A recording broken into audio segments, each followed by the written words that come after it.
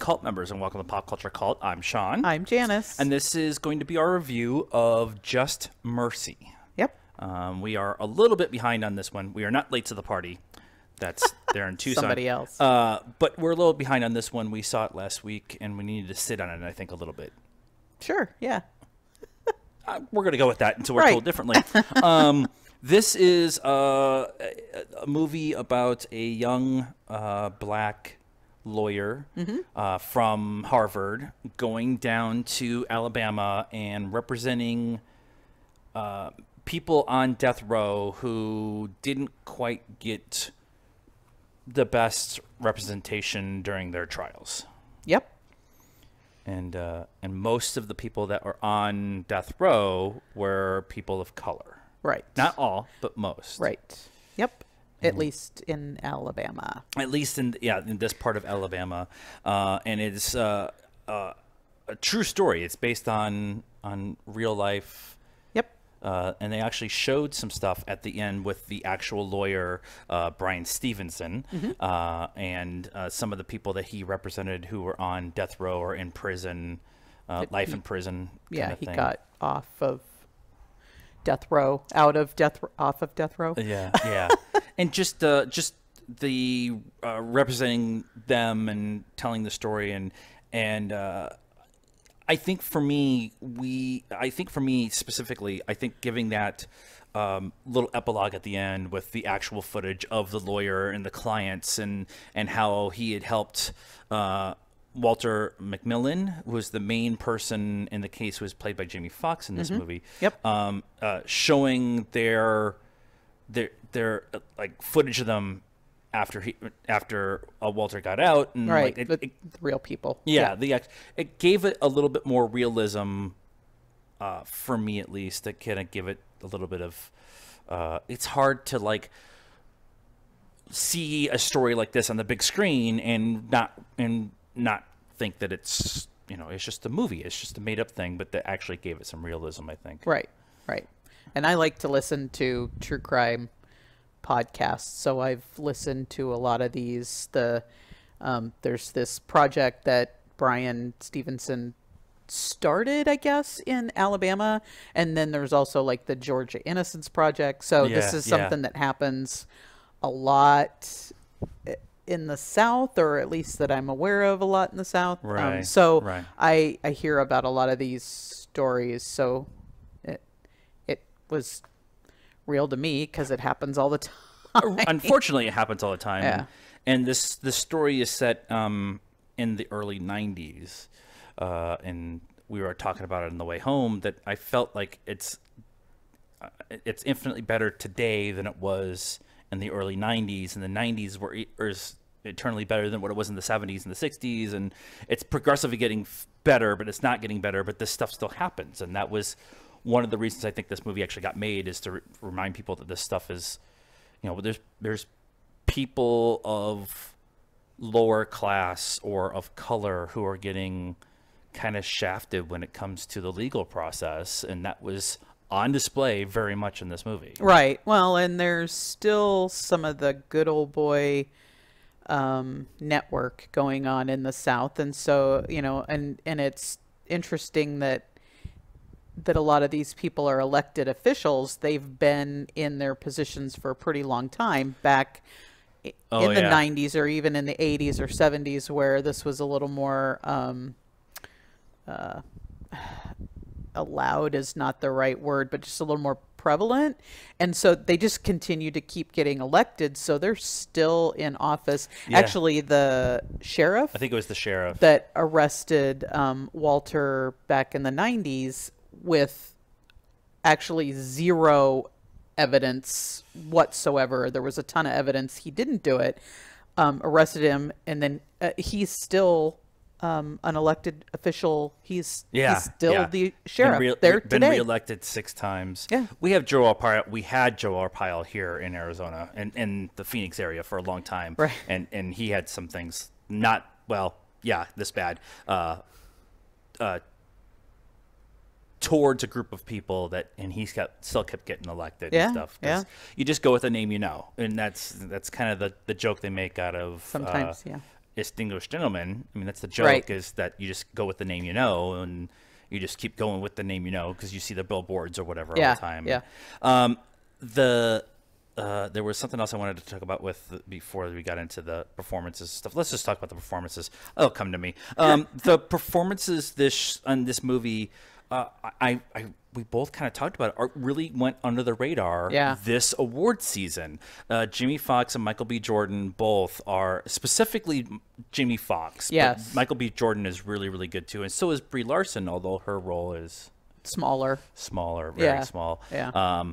With, like, whoever did the hair and makeup did a great job Yeah. with everybody in this show. I loved Jamie Foxx's handlebar mustache when he first gets arrested. That was an inch and a half thick, like all the way around, like not thick, sticking out, like tall. Yeah. But all three of their performances are really, really good, and they haven't gotten any real talk from anybody. No. And I wonder if it was just the way the timing was, that there was already momentum for everybody else. And then when it came out on Christmas in limited release, and then... I don't know. There's a lot of talk right now because, like, Ava DuVernay didn't get nominated for... Was it Ava DuVernay? Lupita Nyong'o for Us. No, for Little Women. Oh, Yeah. No. Greta Gerwig. Greta Gerwig. Gerwig. Yeah. And, there's like pretty much no people of color that were nominated for anything for the Oscars. No Right. female directors. No. So, I don't know. I think they need to try harder. This would have been a really good opportunity to put Jamie Foxx in. He already has an Oscar. Yeah. He could be in a supporting role. Everybody thinks it's pretty much Brad Pitt who's going to win that role, but it still has it adds some credence to the academies and everything. But it just seems like everything that is as good as the performances are in this movie, there's just been no talk, no buzz on this movie. I'm going to say this out loud. I don't expect anybody to watch this review because Probably not. Because it just was a movie that nobody really had. There was really no buzz about it. There was really no talk about it. All the award stuff had already come out, so this was kind of an award. Although recently, in the last 2 weeks, we've seen some TV spots for this, and they've talked about that the audience is giving it an A+, and all that. It's actually doing, I think, a lot better by word of mouth, because the little bit of advertising we saw was after it came out, not before. Yeah, and to be fair, the director, we looked him up. He's done like nothing that we've ever heard of before. He's got, I don't know, maybe a dozen directing credits. A lot of them overseas in the Asian market, and stuff like that. He appeared to be Asian, so. And I think the one thing that maybe for me detracts this movie a little bit is it's a legal drama, and the legal dramas, if done correctly, are obnoxiously slow. Yes. And you have to spend extra time explaining legalese, which can be difficult to... I actually just thought of this. What was the one about Ruth Ginsburg last year that we saw with Felicia Jones? Oh yeah. And Armie Hammer. Yeah. In the Battle of the Sexes. No, it's not that. But it was that same movie where this is a great, important telling of the story of Ruth Bader Ginsburg, and performances are awesome, and it's a great movie, but it's a legal drama. Yeah. And so legal dramas at the movie level seem not to have as much oomph behind them. If this was an FX or American American Crime Story or whatever, they do that 6-part story, you need to do a slower telling process, I think that would probably have done this particular story a little bit better. I still think the performances are good. I still think the movie is good, but I think telling the story would have done better in that format than in the movie. I think it's just these types of movies, this genre is always gonna be this way. I don't expect it to be, because there's nothing flashy. There's no big gunfight. There's no special effects. There's no sci-fi, whatever. So Yeah. it's just not gonna, not gonna. And I jump think out. that like the tension that they bring to the movie is a lot of very difficult for people to deal with, because they've, especially people of color, have had to deal with getting pulled over for no apparent reason, or getting charged with something because they happen to somewhat look like the same guy that, perpetrated the crime Right, and stuff. aka black. Yeah, right. And so I think that subject matter is difficult for some people to like be excited. Like, I'm not gonna go spend $30 to go watch this movie. This is gonna make me feel uncomfortable. I'm gonna Right. go watch Jumanji and laugh my ass off. Right. And I get that. And we're in a position where we can actually go see this stuff. But I just think that maybe this movie could have done a little bit better marketing. Could have maybe been put in November instead of Christmas Day in January and Yeah, stuff. So I don't know. I don't know why. Score. I'm gonna give it a 4. 4. Okay, I'm doing a 3.75. Yep.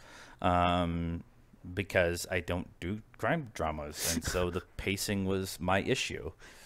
And there's a couple edits that were kind of funky, and All right. and You're wrong. That's fine. It's not the first time, but also on our criteria that we have set unofficially is, would we watch this again? And Yeah. I don't think I'd really want to watch. You it wouldn't. Again. I would.